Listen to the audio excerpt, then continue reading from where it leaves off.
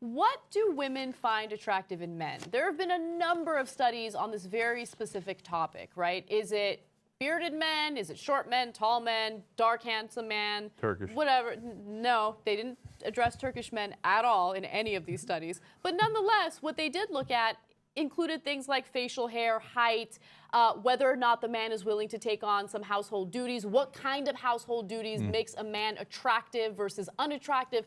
Lots of really interesting things come out from all these different studies. So Cosmopolitan actually compiled a list of these things, and I thought it was fascinating to say the least, right? And so I want us to discuss these because I found a lot of these studies, or the findings from these studies, to be surprising.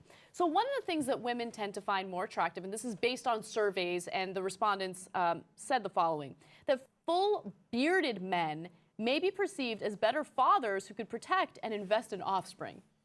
Me have beard, me protect you and offspring. That's insane. I like some facial hair. I like tacos. Yeah, so we have talked about that on the Young Turks before. But there are other things. So an NYU study found that as far as relationships go, the shorter the partner, the sweeter the juice. What? Yeah, I don't believe it either. Dalton Conley, a sociologist at the university, and Abigail Weitzman, a PhD candidate, combed through data on 5,000 families culled from nearly 50 years of research and concluded that the vertically challenged, that is not the right way to describe them, do more housework, are less likely to get divorced, and even own a greater portion of household income. Well, okay, many things. First of all, sweeter the juice is a term I object to, okay, in this context.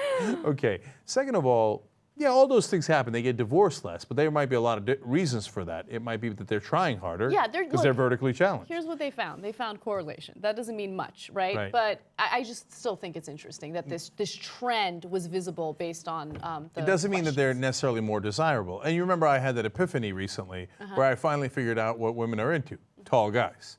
Because I'd see You just realized that. Yeah, yeah. And remember at your brother's wedding when with your boyfriend, right? Like people like, all my life, I've seen like guys good looking, whatever. Then there's another guy who's good looking, and one guy gets all the attention. I'm like, what is it? And then Knucklehead Cenk, 45 years later, figured out, oh, that dude is tall. That's why all the girls are like, oh my God, what is it? Sweeter the juice. He's also charismatic and well built. I'm not talking about your boyfriend. Come on, please don't bore me. Okay, I'm talking about in general. Okay. All right, what's next? So research has also shown that for a long-lasting relationship, it's preferable for the men to be less attractive than the woman. So this is fascinating. This is probably the most interesting thing that I read because I was like, why? Why does the woman have to be more attractive than the man? It's because generally speaking, right, and this is not true of all men, men tend to care about looks more than women do, right? And so a woman's gonna look to things like, oh, is he smart? Is he funny? Is he gonna be a good husband, a good provider, blah, blah, blah, right? Whereas the man's like, is she hot?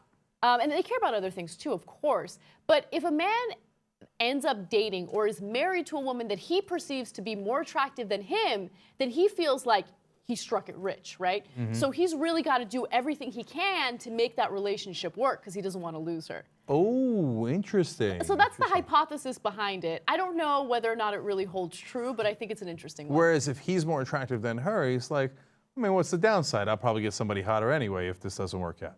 Bingo. Fascinating. Fascinating. Yeah. Okay, none of these things are definitive, of course, but it's an interesting. Fun. Okay, we're just trying to spark a conversation. Okay. Finally, a professor at the University of Alberta surveyed nearly 3,000 people to find that teenagers who experienced rocky relationships with their parents had more romantic problems later in life. So if you had a turbulent childhood, you're likely to have a turbulent marriage as well. The most logical thing I've ever heard, because you grew up thinking that that was the standard relationship. So when you have a relationship of your own, that's what you do.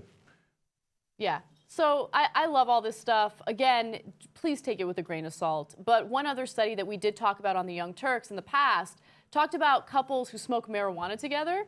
And if couples smoke marijuana together, they're less likely to engage in domestic violence. Yeah, of course, because they're high.